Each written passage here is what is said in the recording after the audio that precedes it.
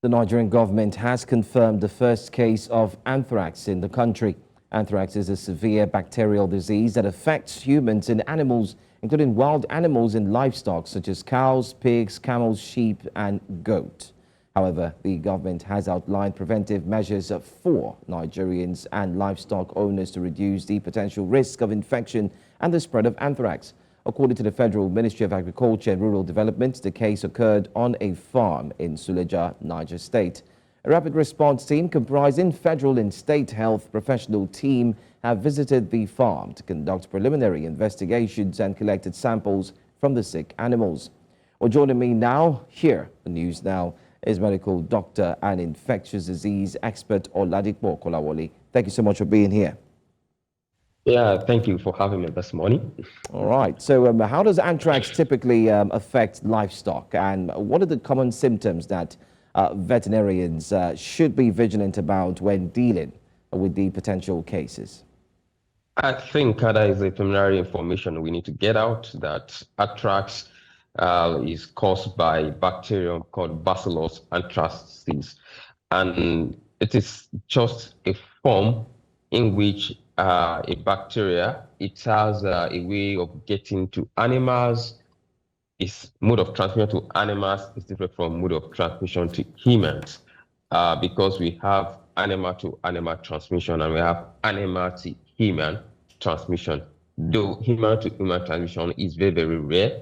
And one thing we have seen when we talk about animal, it affects sheep, cattle, goat, bear, but even some wild animals, you see them anthrax in them. Then even in some domestic animal too, you have it. So majorly what you see in animal is just weaknesses. The animal will not eat, and you see that some could have dysentery and things like that. And if you kill such an animal, the blood doesn't cut at all. Yeah. So that is one of the things that you should try to look into in animals when you are talking about anthrax.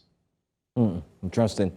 Well, what specific measures are being taken to contain and also control the spread of anthrax among livestock? I mean, to ensure it doesn't spread across Nigeria.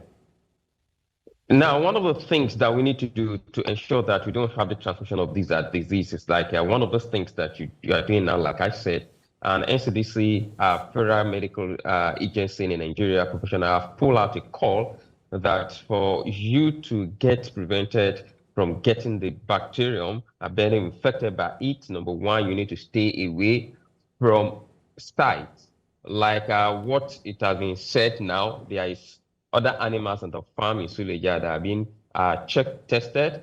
The people, the handlers of the animals, they have been tested too. So one of the way to curb it that I've started explaining before I digress to that is that we make sure that our animals are well cooked. And if your animal is sick, as a farm owner, you try to get the appropriate quota for them to look through, screen your animal, test your animal to be sure that your animal is not having a anthrax. And people should devoid of eating dead animal. And this call again to those the abattoirs, that they should devoid of killing sick animals for people to consume. Because if people try to consume an animal and it's not well cooked, is undercooked, and if the animal has been infected with anthracis, definitely such an individual may likely get the bacterium. And one thing about is that the incubation period ranges between 1 and 60 days. So before you even know that you have it, some damages might have occurred in the body system. And like I was explaining the other time, this organism is gotten through spore. And what do we call spore? It's like a cast where the organism puts itself to protect itself from environmental factor. And when the environment is not conducive for the bacterium, once the bacterium gets to a conducive environment, it unseats itself and the replication starts. And the process of the replication, that is where we can see the effect of the pathophysiological effect of that bacterium, either in animal or in person. All right, let me quickly ask you this. I mean, Are there any vaccinations? Are there any protocols or preventive measures that can be implemented to safeguard livestock from anthrax now? Let's also look at the fact that many have talked about nomadic farmers and, of course, animals as well. Let's take a look at this in total. I'd like you to break it down for us. Are there any vaccines? Let's also look at the fact that you have, take a look at the north where it came from, Niger State, I beg your pardon. Try and just to pose this and give us a concrete answer in line with this, please. Currently, there is a vaccine for the animals. And one of the things that will be done now is, since now that a record has been shown in Suleja, all the animals around that place needed to be vaccinated.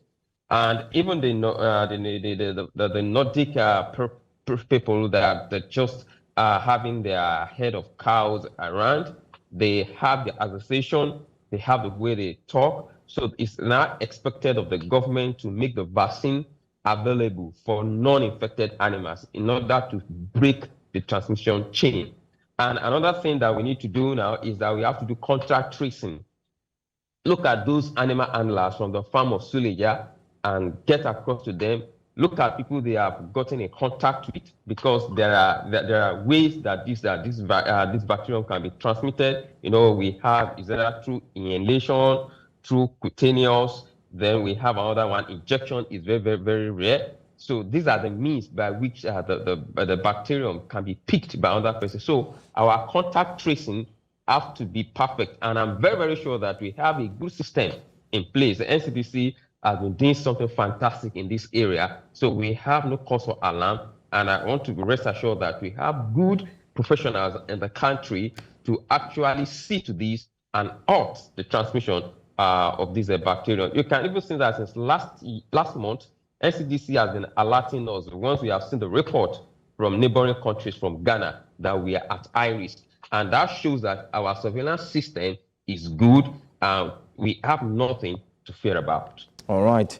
I wish we had more time. I would have loved to ask you the question concerning boiling pomo, which happens to be one of the most very, very tasty part of the meal. But anyway, thank you so much for joining us. It's always nice having you on the news. Thank you for having me on this news. Right. Thank you.